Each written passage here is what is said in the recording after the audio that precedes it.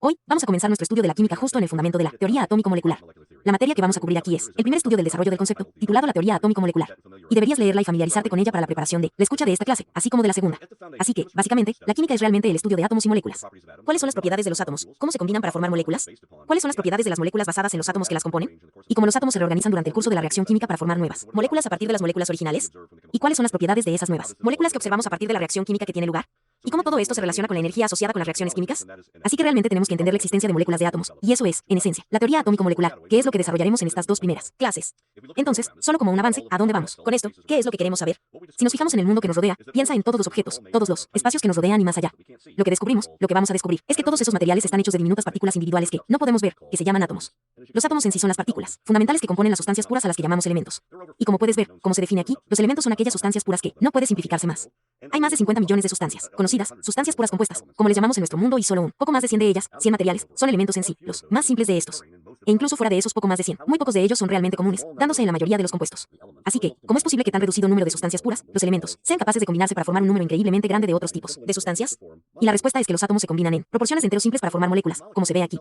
Y esas moléculas son ahora en sí los componentes fundamentales del grupo más grande de sustancias puras que llamamos compuestos. Y los compuestos son sustancias puras, las cuales pueden realmente descomponerse en elementos.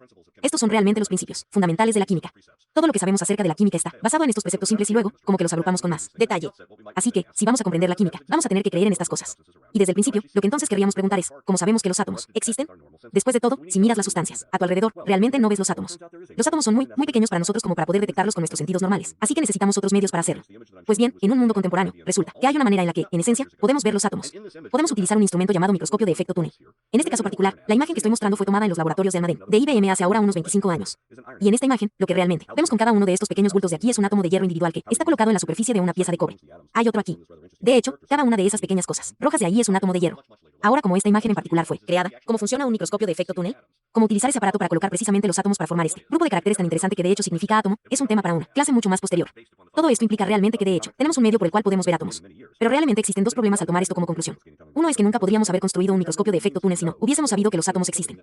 De hecho, se basa en los principios fundamentales de la teoría atómica, que fue desarrollada durante muchos años. Pero incluso más allá de eso, imagina que construyésemos un microscopio de efecto túnel cuando tomamos esta imagen. No tendríamos ningún medio real para saber lo que deberíamos hacer con la interpretación de ese pequeño bulto de ahí. No debemos interpretar necesariamente eso como un átomo, no sabríamos realmente lo que es esa pequeña gota que estábamos mirando ahí. Es solo porque ya creemos en la existencia de los átomos, que sabemos que esos pequeños puntos individuales de ahí en realidad son átomos de hierro. Entonces, si ese es el caso, ¿cómo observaríamos átomos? De hecho, hace un poco más de 200 años que encontramos esa teoría molecular desarrollada. ¿Qué observaciones se hicieron para persuadirnos de la existencia de los átomos? ¿Qué podemos realmente observar? Pararemos por un momento. Mira los objetos a tu alrededor y piensa, ¿cuáles son sus propiedades? ¿Cuáles son las cosas que ves? ¿Y qué observaciones podemos hacer sobre aquellas cosas que vemos? Escribo algunas de ellas aquí abajo. Todo objeto que nos rodea tiene algo de volumen, ocupa algo de espacio. Tiene masa, pesa algo. Tiene cierta densidad que nos da un sentido sobre si creemos que es un objeto ligero o un objeto pesado, dependiendo de su masa por volumen. Tiene una forma que puede variar en el curso de algún tipo de proceso, químico o físico. Tiene color y esas son propiedades interesantes. Y luego hay otras cosas más químicas, como, digamos, la solubilidad o conductividad, que también pueden ser propiedades interesantes a estudiar. Resulta que la propiedad que vamos a estudiar aquí es la densidad. Lo siento. Risa, no es la densidad en absoluto, es la masa. La propiedad que realmente vamos a estudiar aquí es la masa. La razón por la que vamos a elegir la masa es, de hecho, por razones que se aclararán conforme estudiamos las próximas diapositivas aquí. ¿Qué podemos estudiar en la masa? Para ello vamos a considerar un compuesto químico en particular. Aquí está nuestro compuesto. Va a ser carbonato de cobre. Y como su nombre indica, carbonato de cobre es un material que está formado por los elementos cobre, carbono y oxígeno. Si la masa es una cosa interesante de estudio, entonces tal vez lo que deberíamos hacer es pesar una muestra concreta de carbonato de cobre. Digamos 100 gramos, como se sugiere aquí, de compuesto y descompone esos 100 gramos de compuesto en sus elementos constituyentes, esto es, el cobre, el carbono, el oxígeno. Y luego podemos tomar las masas de esos elementos, una vez los hemos descompuesto. Si realizamos este experimento, en realidad, lo que descubrimos es que hay 51.5 gramos de carbono producido cuando descomponemos el carbonato de cobre. También hay 9.7 gramos de carbono y hay 38.8 gramos de oxígeno. Ahora, eso es solo un resultado experimental. No hay manera en la que podríamos haber sabido que eso era cierto. Realizamos el experimento y vemos lo que obtenemos. Pero hay una observación interesante. Ahí, la primera observación interesante es que si nos fijamos cuidadosamente, sumando las masas de los elementos constituyentes y sumándolo todo es realmente exactamente 100 gramos. Y eso es algo tranquilizador, porque comenzamos con 100 gramos y terminamos con 100 gramos. Así que, al parecer, nada se perdió a lo largo del camino. Eso es lo que sugiere que la masa sea realmente una cantidad interesante para estudiar. Vamos a realizar este experimento otra vez. Esta vez vamos a tomar 200 gramos del compuesto y vamos a ver si en realidad cada vez que hacemos este experimento, terminamos con semejante resultado, ¿vale? Realizaremos el experimento y resulta que, si descomponen 100 gramos, lo siento, 200 gramos del compuesto, obtenemos 103 gramos de cobre. Y obtenemos 19.4 gramos del carbono y 77.6 gramos de oxígeno. Son cifras interesantes, por una variedad de razones. La primera es que si lo sumo todo, otra vez obtengo exactamente 200 gramos. Lo que sugiere que, de hecho, con lo comenzamos es con lo que acabamos. Entonces, de algún modo, lo que estamos descubriendo es que la masa es en realidad una cantidad que se conserva. Que la masa total es la misma al principio como al final. Y de hecho, si estudiamos muchas reacciones químicas de este tipo, realmente observaremos algo llamado ley de conservación de la masa. pasa cada vez que realizamos algún proceso químico y pesamos todos los materiales que comienzan en el proceso y pesamos todos los materiales que obtenemos al final del proceso, esa suma es la misma. Lo que realmente esto permite hacer es considerar la masa esencialmente como un sistema de contabilidad por el que nada se pierde. Durante una reacción química casi podemos averiguar dónde fue todo considerando las masas. Así que, eso es una cosa interesante para hacer. También hay algo más interesante sobre estos datos. Probablemente, si eres bueno con los números, ya lo has notado, pero vamos a retroceder y echar un vistazo.